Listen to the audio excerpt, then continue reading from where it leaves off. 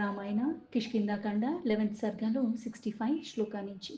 సుగ్రీవుడు ఎప్పుడైతే వాలికున్న బల పరాక్రమాల గురించి చెబుతూ ఈ ఋష్యముఖ పర్వత పరిసరాల్లోకి రాలేడని, అదైతే మాతంగ ముని ద్వారా తనకి శాపం లభించిన కారణం చేత వాలికి సంబంధించిన వాళ్ళు కూడా ఎవరు ఇక్కడికి రారు, అలాగే ఇటు పక్కన దృష్టి కూడా సారింప చెయ్యడు ఆ శాపం లభించిన తర్వాత నుంచి అని చెప్పి రాముడికి సుగ్రీవుడు చెప్తాడు. తస్య ప్రవేశం జ్ఞాత్వాహం ఇదం రామ మహావనం విచరామి సహామాత్యో విషాధీన వివర్జితః. ఓ రఘువర, వాలి ఇక్కడికి రాలేడనే తెలుసుకుని ఈ అమాత్యులతో కలిసి నేను దుఃఖరహితుడునై ఇక్కడ నేను సంచరిస్తున్నాను. ఏషోస్తి నీచయస్తస్య దందుభేహ సంప్రకాశతే వీర్యోత్సేకా నిరస్తస్య గిరికూటోపమో మహాన్. ఇదిగో ఆ దందుబి యొక్క అస్థిపంజరం ఇక్కడే పడింది, చూస్తున్నారా? ఇది ఒక పర్వతం శిఖరంలాగా అంత పెద్దది.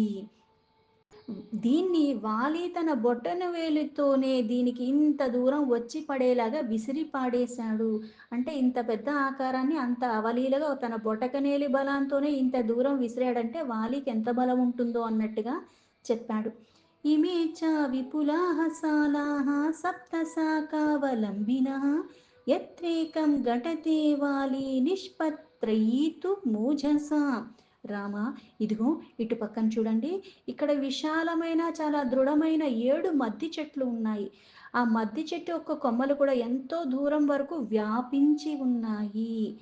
వాటినన్నిటినీ కూడా ఒకే ఒక్క దెబ్బతో బలంగా అవి ఊపటం, అంటే వాటి ఆకులన్నీ కూడా ఒకసారిగా రాలిపోవాలి, అలా చెయ్యమన్నాడు. ఏతదస్యాసమం వీర్యం మయా రామ ప్రకీర్తితం కథం తం వాలినం హంతుం సమరే శక్యసే నృప. ఓ రఘురామ, వాలి యొక్క సాటిలేని బల పరాక్రమాలని గురించి నేను మీకు చెప్పాను. అయితే ఓ రాకుమారా, అతనితో యుద్ధం చేయటానికి, పైగా అతనితో యుద్ధం చేసి నువ్వు అతన్ని చంపగలవా? నువ్వెలా చంపుతావు అని తనకున్న అనుమానాన్ని వ్యక్తపరిచాడు సుగ్రీవుడు.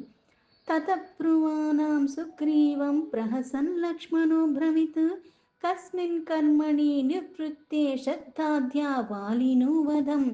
అంతటా లక్ష్మణుడు నవ్వుతున్నాడు, దరహాసం చేస్తూ ఇట్లా పలుకుతున్న సుగ్రీవుడితో, ఓ వానరోత్తమా, రాముడు వాలిని చంపగలడా? అయితే నీకు ఆ విశ్వాసం కలగటానికి ఇప్పుడు రాముడిని ఏం చెయ్యమంటావు అని పలికాడు. తమోవాచాద సుగ్రీవః సప్తసాలాని మాన్ పురా ఏవమేకైకసో వాలి వివ్యాదాదస చాస్సకృత్. అప్పుడు సుగ్రీవుడు లక్ష్మణ్ మాట్లాడిన దానికి మళ్ళీ లక్ష్మణుతో ఇలా అంటున్నాడు. ఇది వరలో వాలి 7 సాల వృక్షాల్లో ఒక్కదానిని అనేక పర్యాములు భగ్నం గావించాడు, ఒక్కొక్క దాన్ని. అయితే అందుకే వీటిలో ఒక్క చెట్టైనా సరే శ్రీరాముడు ఒకే ఒక్క బాణంతో గనక దాన్ని ఛేదించగలిగితే అప్పుడు ఆ పరాక్రమాన్ని చూసి నాకు విశ్వాసం కలుగుతుంది అన్నాడు. వాలిని రాముడు చంపగలడు అని. వాలిని చిన్నప్పటి నుంచి చూశాడు కాబట్టి తను ఏమేమి చేసున్నాడు, ఎన్ని విజయాలు అవన్నీ వచ్చాయో తను చూశాడు. అందుకని వాలి బలం గురించి బాగా తెలిసినవాడు, పైగా భయంతో కూడా ఉన్నాడు. ఆ భయం తొలగిపోవాలంటే కూడా రాముల్లో అంత బలం ఉందని తెలియాలి, వాలిని చంపగలిగే అంత సమర్థత ఉందని అర్థం కావాలి. అది అర్థం కాలేదు కాబట్టి ఈ భయం కారణంగా, అందుకుని అప్పుడు నేను వాలిని రాముడు చంపుతాడని నేను నమ్ముతాను అని అప్పుడు అన్నాడు. రామోపి ధారయేదేషాం బాణైనేకేన చద్రుమాం వాలినం నిహతం మన్యే దృష్టా రామస్య విక్రమం హతస్య మహిషస్యాస్తి పాదీనేకేన లక్ష్మణ ఉద్యమాద్యా పక్షిప్రేచ్ఛే తరసాద్వే ధనుష్యతే. మరియు ఈ మరణించిన దందువి యొక్క అస్థిపంజరం ఏదైతే ఉందో అది కూడా ఒకే పాదంతో మళ్ళీ లేవనెత్తాలి. ఆ బలము కొద్దీ దాన్ని మళ్ళీ ఇలాగా 200 ధనుస్సులకి దూరంగా, అంటే దగ్గర దగ్గర 400, అంటే లేకపోతే ఒక 400 గజాల దూరంలో దాన్ని వెళ్ళేలాగా అలా పడేటట్లుగా చెయ్యగలిగితే రాముడు వాలిని చంపగలడు అని నాకు నమ్మకం కుదురుతుంది అన్నాడు. ఏవముక్త్వా తు సుగ్రీవో రామం రక్తాంతలోచనం ధ్యాత్వా ముహూర్తం కాకుత్సం పునరేవ వచోబ్రవీత్. తర్వాత సుగ్రీవుడు తనలో తాను కొంతసేపు ఆలోచించుకుని అక్కడ మళ్ళీ కన్నుల్లో ఎర్రని జీరగల శ్రీరాముడితో మళ్ళీ ఇట్లా మాట్లాడుతున్నాడు. శూరశ్చ శూరఘాతి చ ప్రఖ్యాత బల పౌరుష బలవాన్ వానరో వాలి సంయుగేష్వా పరాజిత. వానరోత్తముడైన వాలి చాలా బలవంతుడు. ఇప్పుడు రాముడికి బలం ఉందా లేదా అన్నది పక్కన పెడితే వాలికి ఎంత బలం ఉన్నది అన్నది తనకి బాగా తెలుసు కాబట్టి అంత బలవంతుణ్ణి చంపాలంటే అంతకన్నా బలం ఉన్న వాళ్ళకే ఇది చేతనవుతుంది. అందుకే వాలి చాలా బలవంతుడు, శూరుడు. పైగా శూరుల్ని సైతం కూడా ఓడించినవాడు.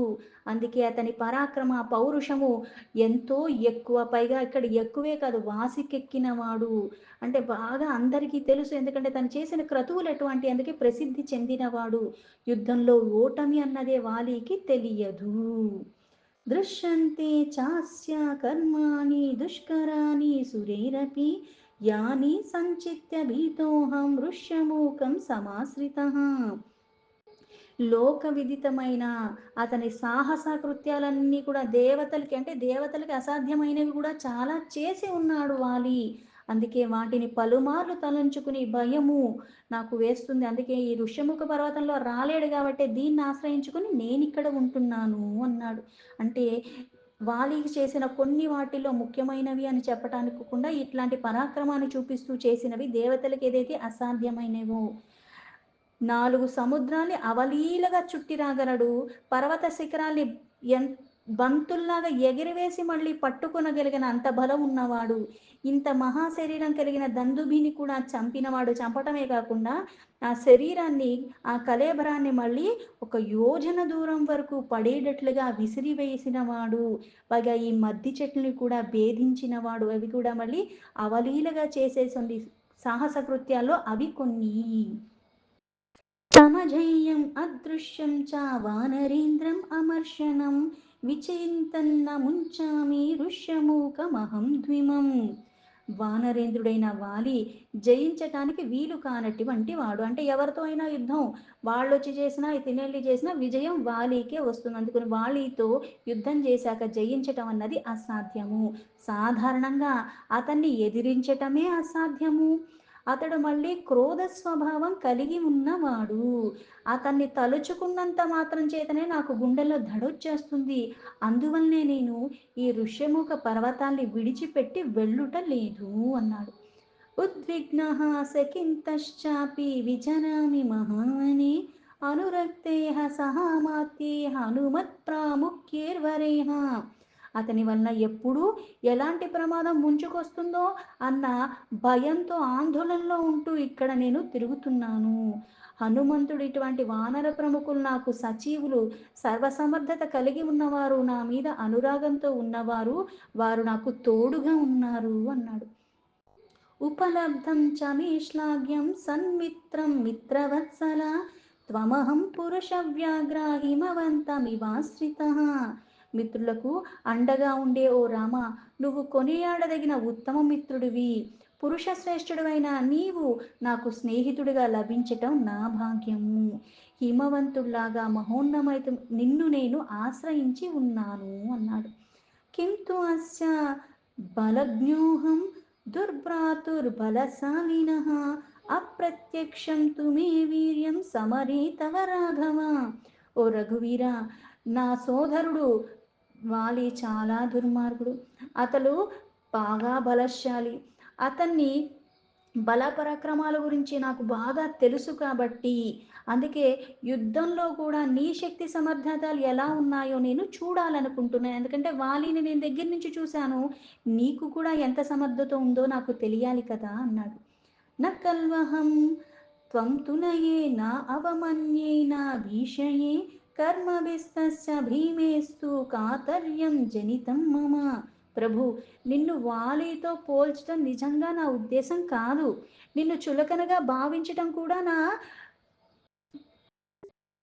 ఉద్దేశం కాదు. కాకపోతే ఏదైతే వాలి యొక్క బలాలు, తనకున్న పరాక్రమ, తను చేసిన కృత్యాలన్నీ, సాహసాలన్నీ నేను ప్రత్యక్షంగా చూసున్నాను కాబట్టి, పైగా భయం పెట్టేవాడు కాబట్టి, పైగా ఇప్పుడు నేను వాలి గురించి గొప్పగా చెప్పి నిన్నేదో భయానికి గురి చేయాలని నేను అందుకు కూడా ఇవన్నీ చెప్పట్లేదు. కాకపోతే అతని క్రూరమైన కర్మలు అవన్నీ కూడా నాలో ఆ భయాన్ని పెంచుతున్నాయి. నాకు అధైర్యాన్ని ఇస్తున్నాయి. అందుకే పైగా నిన్ను అధైర్యంగా చెయ్యాలని కూడా నేనివన్నీ నీకేమీ చెప్పట్లేదు. నాకున్న ఆ భయాన్నంతా కూడా నీ ముందు నేను వ్యక్తపరుస్తున్నానంతే అన్నాడు. కామం రాఘవార్తే వాణి ప్రమాణం ధైర్యమాకృతిః సూచయంతి పరం తేజో భస్మచ్చన్నమివానలం. ఓ రాఘవ, నేను చేసిన వాగ్దానము, అలాగే ఏదైతే ఎటువంటి పరిస్థితులొచ్చినా సరే రాముడితో స్నేహం చేసేటప్పుడు ఆ మాటలేవైతే ఇచ్చాడో అందుకే నిశ్చల బుద్ధితో, అంటే ఇక్కడ మళ్ళీ సమయం మారింది కాబట్టి మాట మార్చేలా కాకుండా నిశ్చలమైన బుద్ధితో చెక్కు చెదరని నీ ధైర్యము, నిండైన నీ విగ్రహం ఇవి చాలు నాకు. కాకపోతే నువ్వు చేసే ఇట్లాంటి గొప్ప పని నీ తేజస్సుని కూడా ఇవి సూచిస్తున్నవి. స్నిగ్ధానాం ప్రీతియుక్తానాం సుహృదాం సుహృదం ప్రతి కాతరం హృదయం రామ ప్రత్యయం నాధిగచ్చతి. మిత్రులు ఎంత ప్రేమ కనబరుస్తున్నప్పటికీ కూడా గాఢ మిత్రుడు చూపించేవారు మిత్రుని హృదయం అందలి భయస్థితిని కూడా తొలగించలేరు.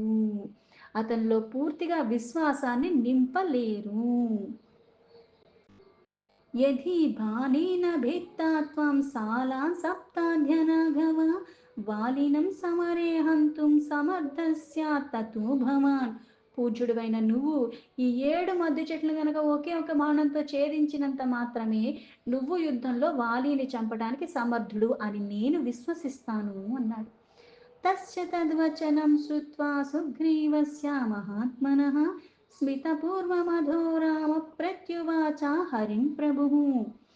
ఇలా బుద్ధిశాలి అయిన సుగ్రీవుడు మాటల్ని విన్న శ్రీరాముడు ఒక చిరునవ్వు చిందిస్తూ వెంటనే ఆ ప్రభువు మళ్ళీ ఇట్లా మాట్లాడాడు. యదీనా ప్రత్యయో అస్మాసు విక్రమే తవ వానర ప్రత్యయం సమరే శ్లాఘ్యం అహముత్పాదయామి తే.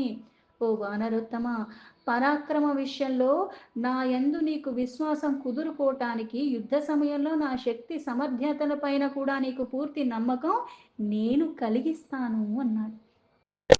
ఏవముక్త్వా తు సుగ్రీవం సాంత్వం లక్ష్మణ పూర్వజః రాఘవో దందుబేహక్కాయం పాదాంగుష్టేన లీలయా లోలయిత్వా మహాబాహుః చిక్షేప దశయోజనం.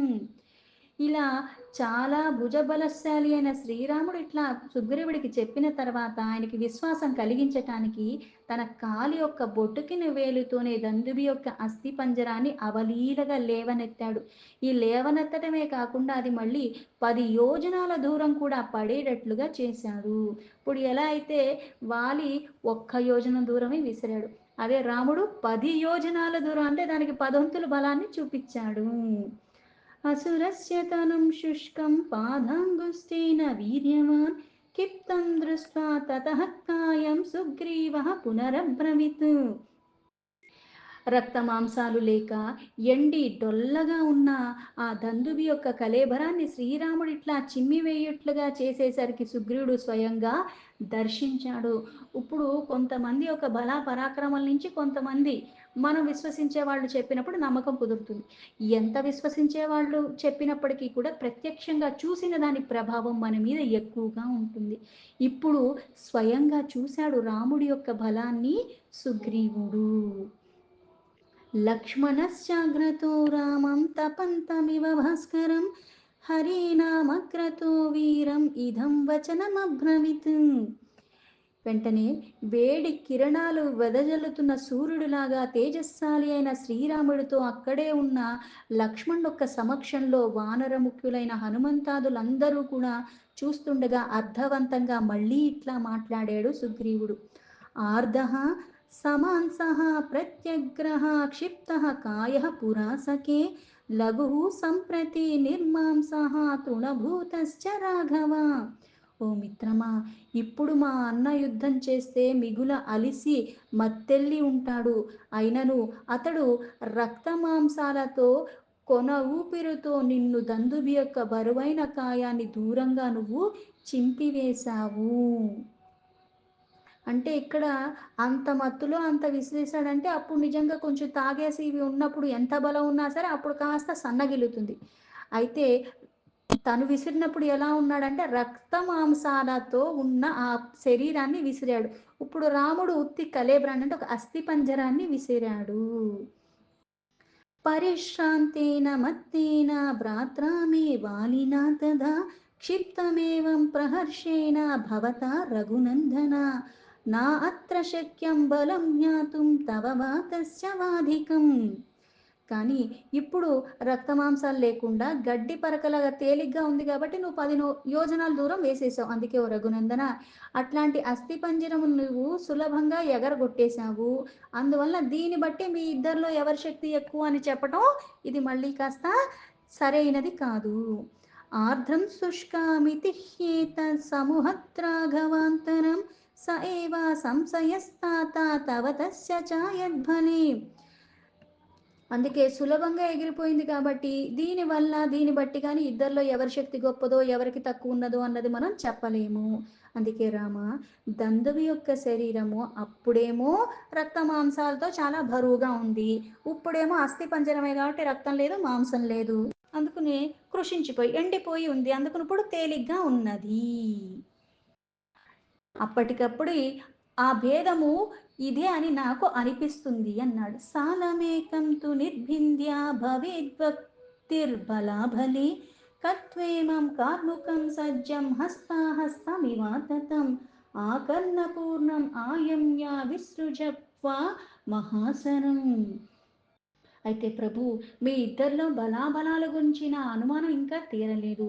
అందువల్ల నువ్వు ఈ మద్ది చెట్టుని ఛేదించావంటే అంటే ఒక్క మద్ది చెట్టుని ఛేదించినా సరే మీ బలాలు నాకు తెలిసిపోతాయి అన్నాడు.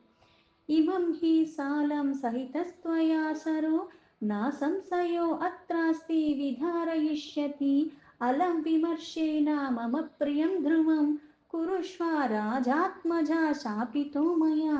ఓ రామ, ఏనుగు తొండంలాగా బలమైన నీ ఈ ధనస్సుని బాగా సంధించి ఆకర్ణాత అంటే చెవు వెనక్కి దాకా దాన్ని లాగి శక్తివంతమైన బాణాల్ని వదులు.